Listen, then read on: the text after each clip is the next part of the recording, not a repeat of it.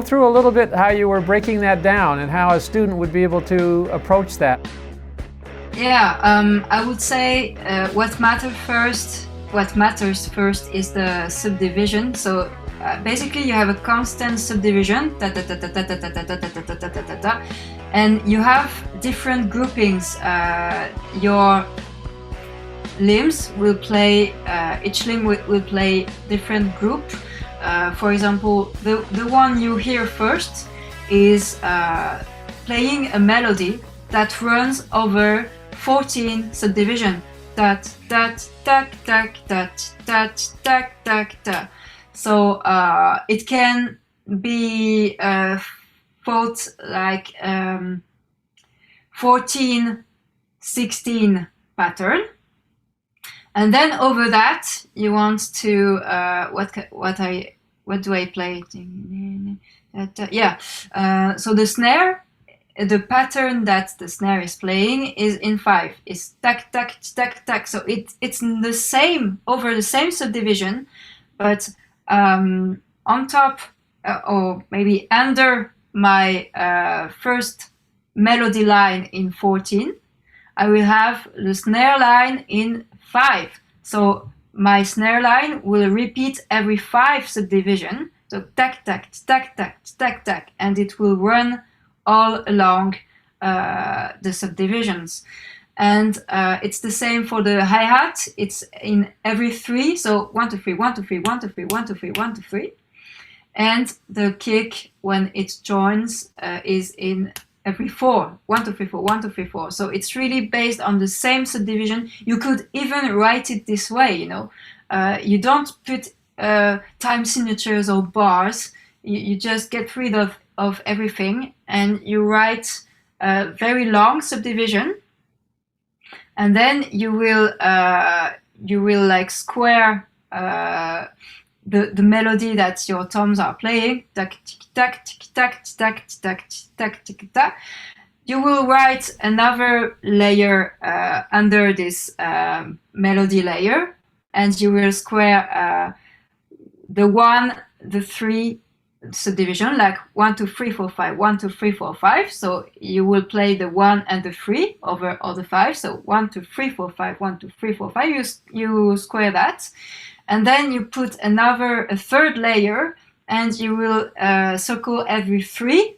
1 2 3 1 2 3 1 2 3. That will be your hi-hat, and then the kick when it's coming every 4. So it's really different melodies and patterns that doesn't have the same length, but it's on the same subdivision. It's not when you see it that way, it's not too complicated. And then you have to figure out, like the same way you learn a pattern or a groove, you have to figure out which limb is playing with another limb or apart, like where will fall your strokes all together.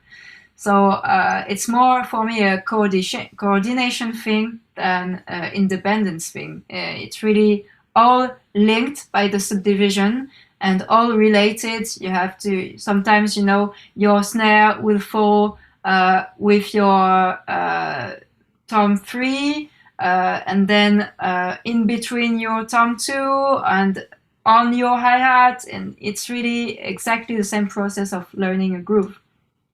So once you get playing and add the bass drum in your mind, I'm curious, where are you feeling the time? Are you feeling the pattern over and over again and then hearing everything against it once you work it out?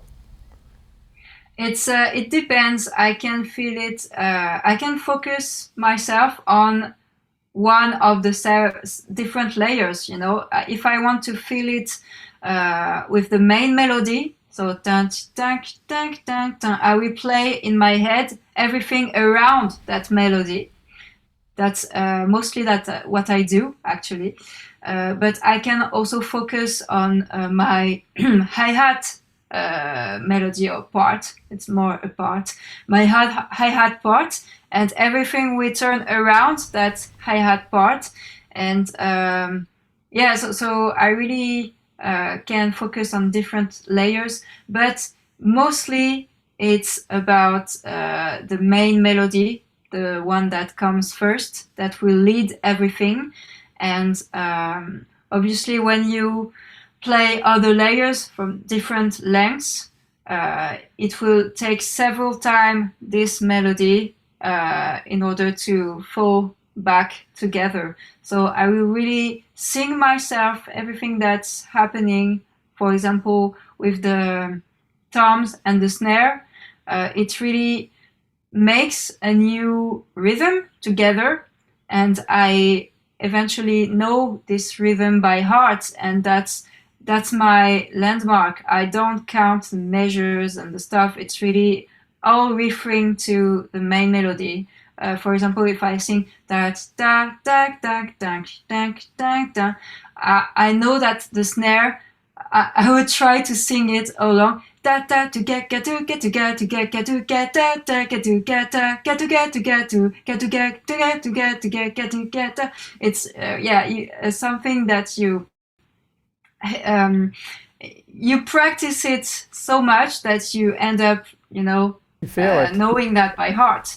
And I think it's really is essential when you want to play something, and if you want to play it right, knowing how it will sound beforehand is very important, because when you want to play a melody, if you don't know the melody in advance, it will be a lot more difficult to play it right, of course. So it's the same kind of thing. Hello, Camille Bigeault here. I hope you enjoyed this video. Please head to drumchannel.com to play over my Playalongs Room 8 and Super Moya Bros. I hope you have fun with these ones.